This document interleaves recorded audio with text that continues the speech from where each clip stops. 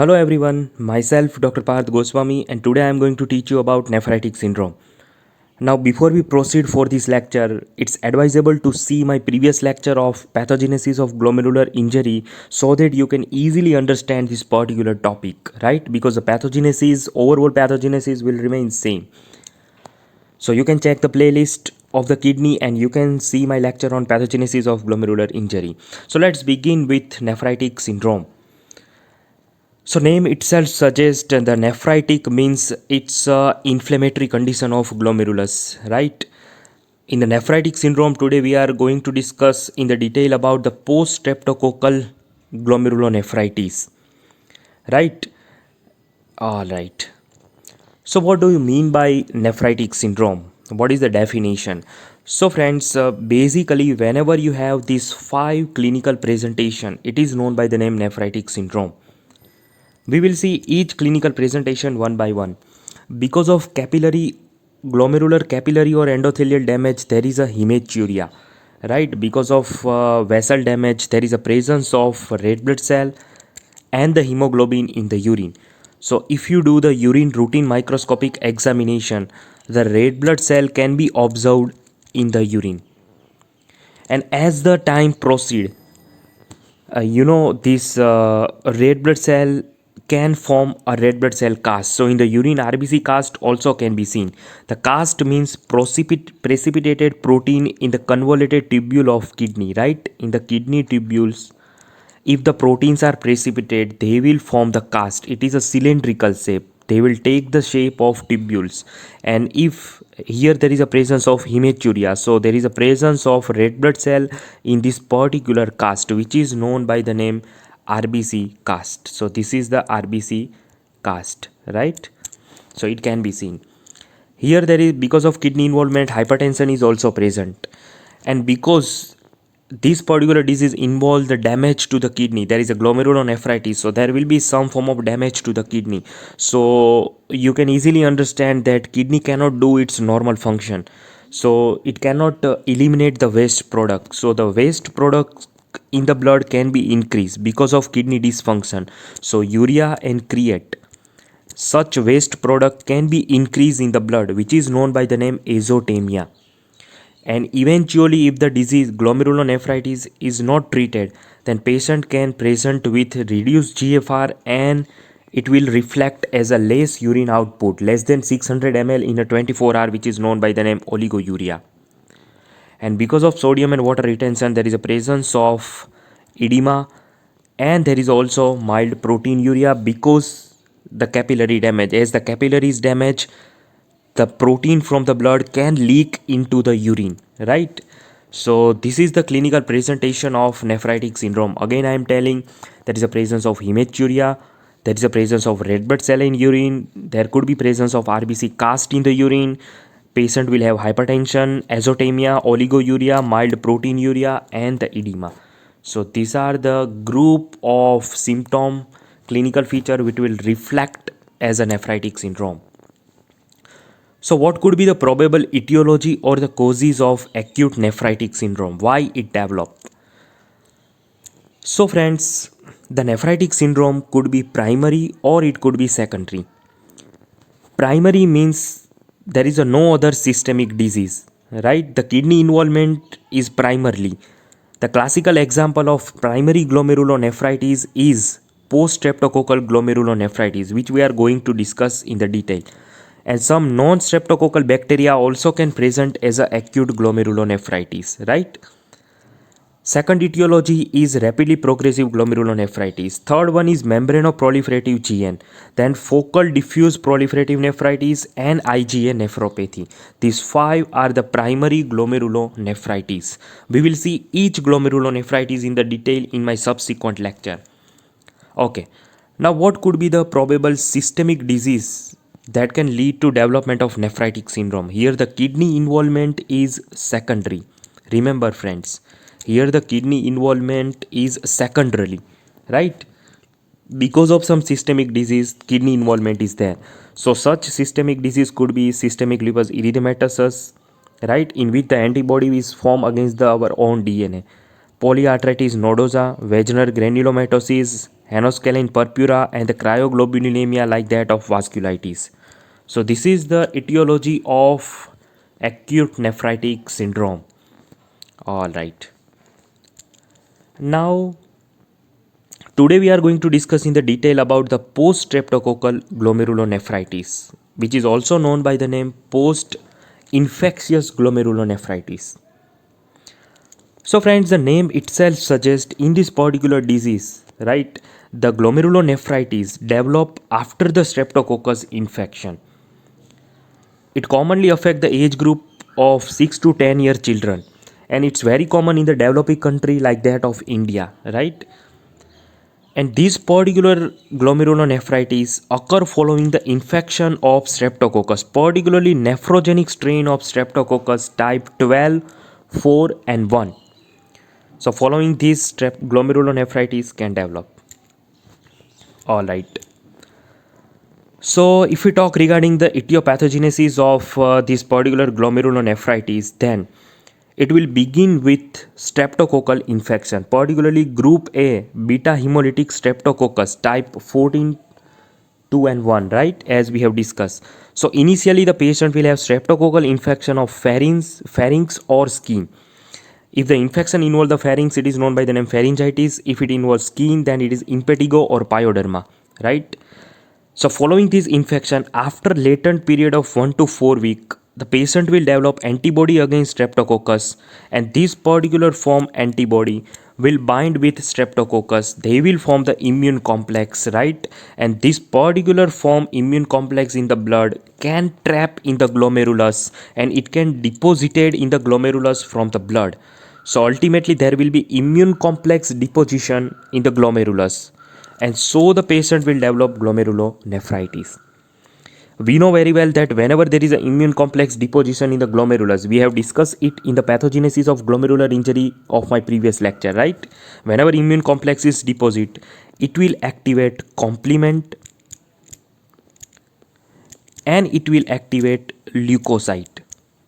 This is type 3 hypersensitivity reaction, and because of which the patient will have damage to the glomerulus. So this is the etiopathogenesis of glomerulonephritis in a post-streptococcal nature. Now here are some of the factors that favor this particular mechanism, why it is immunologically mediated proliferative glomerulonephritis. So these are certain the factors that will favor the supported hypothesis, right, that will support the above hypothesis that why it is immune complex mediated. So see friends, it is an antibody mediated glomerulonephritis, right? The latent period is 1 to 4 week, means when you develop the streptococcal throat infection or skin infection, after 1 to 4 week you develop a glomerulonephritis. Some patient will develop glomerulonephritis. So 1 to 4 week latent period is needed for the antibody formation. In this period antibody will form, and then they will ultimately form immune complex, and they will lead to glomerulonephritis. It has been observed that in this particular glomerulonephritis there is a presence of antibody against the streptococcal antigen. Particularly again antibodies are anti-streptolysin O, anti-deoxyribonuclease B, anti-streptokinase, anti-hyaluronidase, and anti-nicotinyl adenine dinucleotidase. Against all this substance there is a presence of antibody, right? All right. Now, as the immune complex deposited in the glomerulus, there is activation of complement system. So complement get utilized, and in the blood the complement level will decrease. So there is, in 90% patient hypocomplement is present. Complement level is low because it is utilized following the activation of complement system. And as we have discussed, whenever the deposition immune complex deposition is present in the glomerulus, in the immunofluorescence it looks granular. Remember friend, it looks granular. And you know, if you do the molecular study, then in the glomerulus streptococcal antigen can be demonstrated. So it favor that this is the immune complex mediated streptococcal induced glomerulonephritis. So which streptococcal antigen can be demonstrable in the glomerulus? So the first one is NAPIR, means nephritis associated streptococcal plasmin receptor.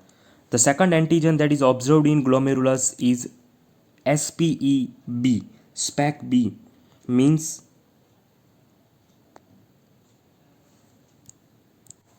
streptococcal pyogenic exotoxin B, and Z means, and here the word Z is written. Z means zymogen precursor streptococcal pyogenic exotoxin, right? That's why it is known as an SPEB, SPEB. And the third antigen that has been observed is GAPDH, means streptococcal glyceraldehyde 3-phosphate dehydrogenase. So these three antigen can be observed. All right. Now, if we look the gross appearance of kidney in the post-streptococcal glomerulonephritis, then here because of capillary damage, there is a presence of petechial hemorrhage over the cortex, which is known by the name flea-bitten kidney, right? So, flea-bitten kidney is observed in the gross appearance of kidney in the post-streptococcal glomerulonephritis.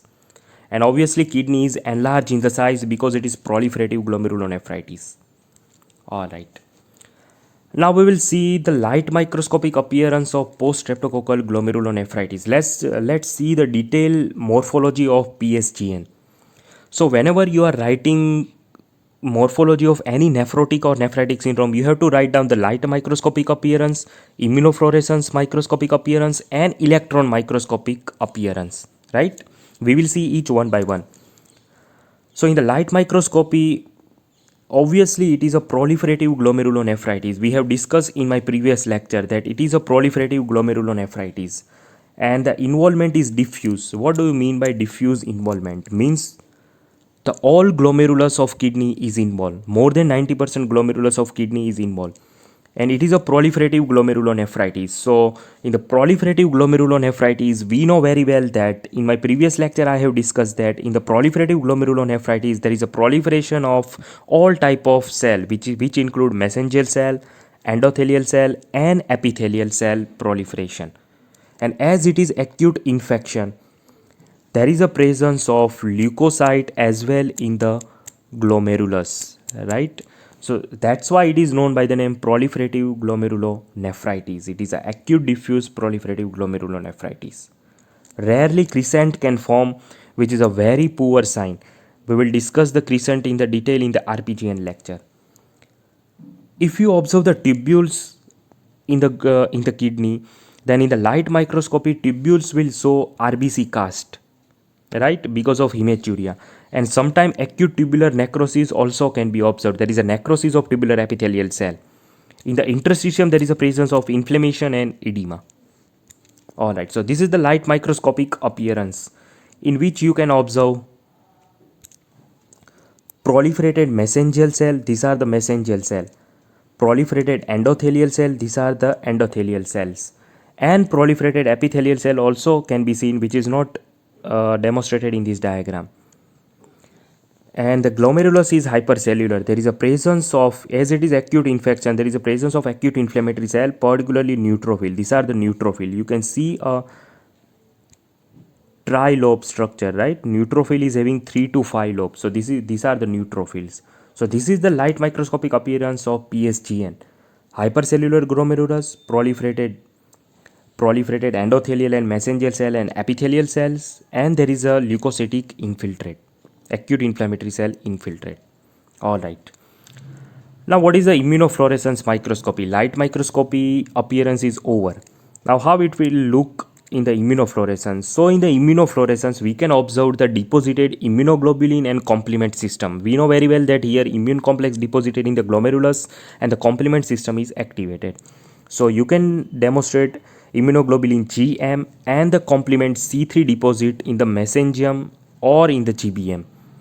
And the deposition is always granular. As it is immune complex mediated injury, the appearance is always granular. Remember that.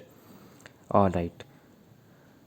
Now, what is the appearance in the electron microscopy? So, in the electron microscopy, we can demonstrate where the deposit is present, right? We can determine the site of immunoglobulin and complement deposition. So here the predominant site of involvement is electron dense deposit in the subepithelial region, which gives the appearance lumpy bumpy type. So the deposit is in the subepithelial region, but Very rarely it has been observed that sometime deposit can be seen in the subendothelial, intramembranous and mesangial deposit. Right? It has also been observed. So here you can see a schematic diagram showing a electron microscopic appearance. That is, the deposition is right. This is your glomerulus, in which here there is a presence of visceral epithelial cell. This one is endothelial cell, and this one is mesangial cell. Right. So if you observe carefully, you can see that the endothelial cells are proliferated. Mesangial cells are also proliferated. So it is proliferative glomerulonephritis, and the deposition is in the subepithelial region, electron dense deposit. It gives the appearance lumpy bumpy type. Right? So predominantly deposition site is subepithelial. Friends, if you have not seen my previous lectures of kidney, particularly histology and pathogenesis of glomerular injury, then it is very difficult to understand this lecture. So first see that lectures of histology and pathogenesis, so that you can easily understand this particular nephritic syndrome. All right.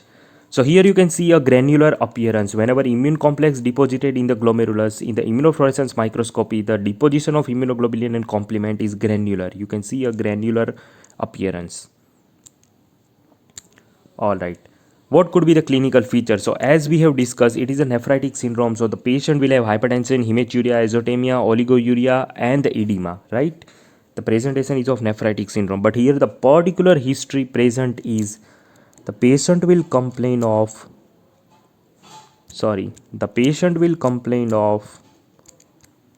streptococcus, pharynx infection, or streptococcal skin infection. Right, patient will give history of these two site infection. Any of the site can be involved, and after 1 to 4 week of that infection, streptococcal, the patient will develop antibody, and then they will present as a nephritic syndrome. Then they will complain that my urine is red colored. Right, then there is a presence of hematuria. The smoky cola colored urine, red colored urine can be observed. So this is the particular clinical features of post-streptococcal glomerulonephritis. If we talk about the laboratory features, then as we have discussed in the urine routine microscopic examination, there is a presence of hematuria, means blood in the urine, right? Red blood cell in the urine, RBC cast in the urine, and proteinuria. And as the kidney function is deteriorated because of decreased GFR, the patient will have azotemia, means increased urea and creatinine like that of waste product. As the complement is utilized, hypocomplement can be observed. Complement level in blood can be decreased. And as this particular infection involves streptococcus, ASO titer will be increased. Anti-streptolysin O titer will increase, which favor the immunological mechanism in this glomerulonephritis. 95% children will recover, so it's not a lethal condition, right? The mortality is very low. Now, apart from streptococcus, other infections also can lead to glomerulonephritis. So other associated infection that can lead to post-infectious proliferative glomerulonephritis are staphylococcal endocarditis, pneumococcal pneumonia, meningococcal infection, hepatitis B and C, mumps, HIV virus, varicella, and infectious mononucleosis, malaria like that of parasitic infection, and toxoplasmosis like that of parasitic infestation. So all these infection, these these all infection also can lead to development of glomerulonephritis, but it's very rare. The common one is streptococcus. So friends, thank you very much. This is all about the post-streptococcal glomerulonephritis. Hope it will make your fundamental clear. Now in the next lecture, we will discuss something regarding the minimal chain disease and the nephrotic syndrome. And we will discuss about the RPGN. So thank you very much, and see you soon in the next video. Till then, take care and bye bye. If you have any doubt, you can ask in the comment section.